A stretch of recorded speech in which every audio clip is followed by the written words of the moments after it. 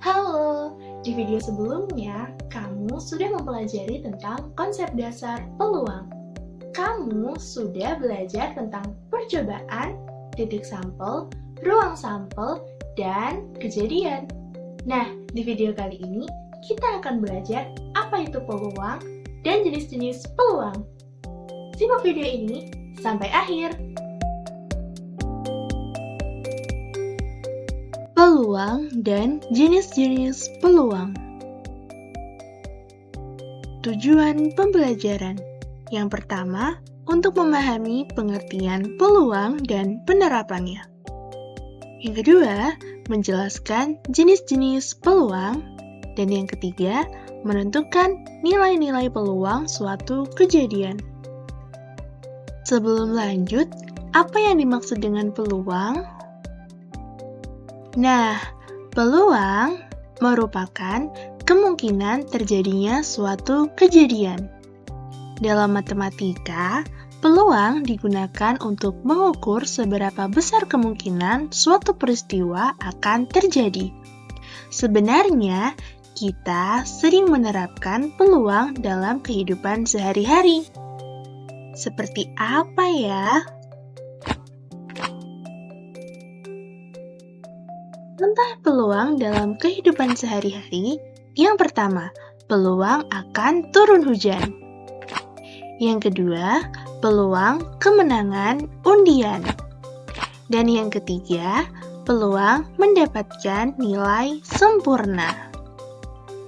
Nah, selanjutnya, jenis-jenis peluang.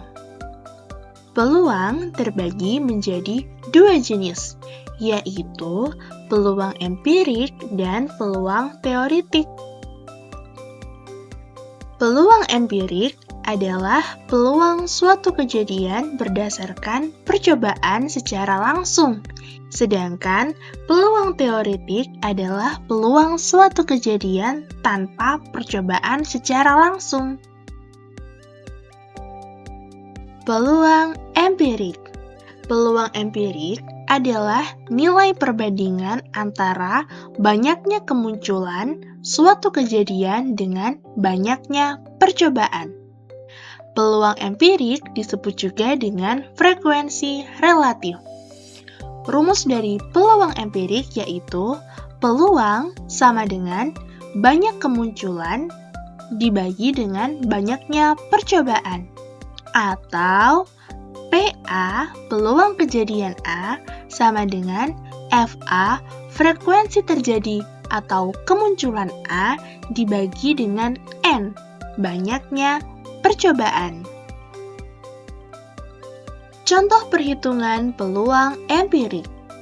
Seorang siswa melempar sebuah koin sebanyak 100 kali. Jika sisi angka muncul sebanyak 40 kali, tentukan peluang munculnya sisi angka dan peluang munculnya sisi gambar. Nah, ingat, saat melempar sebanyak 100 kali, peluang munculnya sisi angka adalah 40 kali. Sehingga peluang munculnya sisi angka yaitu banyak kemunculan dibagi dengan banyak percobaan.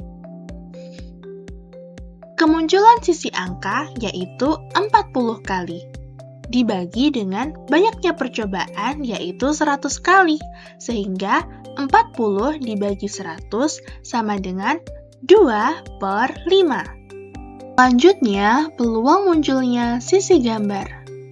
Nah, karena dalam 100 kali percobaan pelemparan sebuah koin, munculnya angka sebanyak 40 kali, jadi munculnya sisi gambar adalah 100 dikurangi 40, yaitu 60 kali. Peluang munculnya sisi gambar yaitu PA sama dengan FA dibagi N. PA atau peluang munculnya gambar sama dengan 60/100. Jadi, peluang munculnya gambar adalah 3/5. Peluang teoritik adalah nilai perbandingan antara banyaknya suatu kejadian dengan banyaknya kejadian keseluruhan. Peluang ini dihitung berdasarkan perhitungan matematis, tanpa harus melakukan percobaan nyata dan bersifat prediktif. Rumus peluang teoritik yaitu P sama dengan A per N. Dengan P merupakan peluang kejadian, A adalah banyaknya anggota suatu kejadian, dan N merupakan total seluruh kejadian. Contoh perhitungan peluang teoritik. Ketika sebuah dadu dilempar, manakah yang kemungkinan sering muncul? Mata dadu 2 atau mata dadu 5? Menurutmu, mana yang sering muncul? 2 atau 5? Nah, begini caranya. Dalam pelemparan sebuah dadu, tentu banyaknya ruang sampel adalah 6. Atau banyaknya N sama dengan 6. Nah, di sana mata dadu 2 akan muncul sebanyak 1 kali, yaitu A sama dengan 1. Peluang munculnya mata dadu 2 yaitu P sama dengan A per N. Dengan A yaitu 1 dan N 6, sehingga peluang munculnya mata dadu 2 adalah 1 per 6.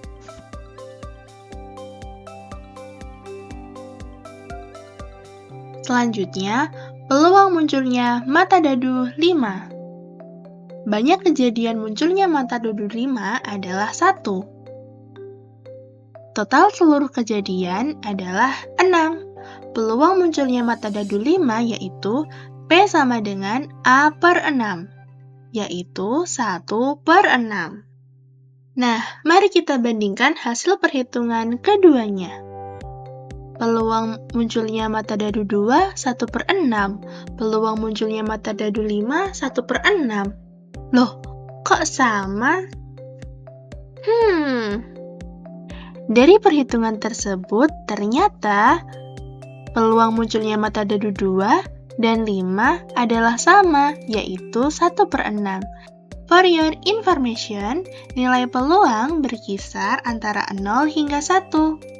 Apa iya peluang berkisar antara 0 hingga 1? Mari kita analisa. Seperti yang ditunjukkan pada gambar di samping kanan, terdapat 5 kotak yang masing-masing memiliki 4 bola.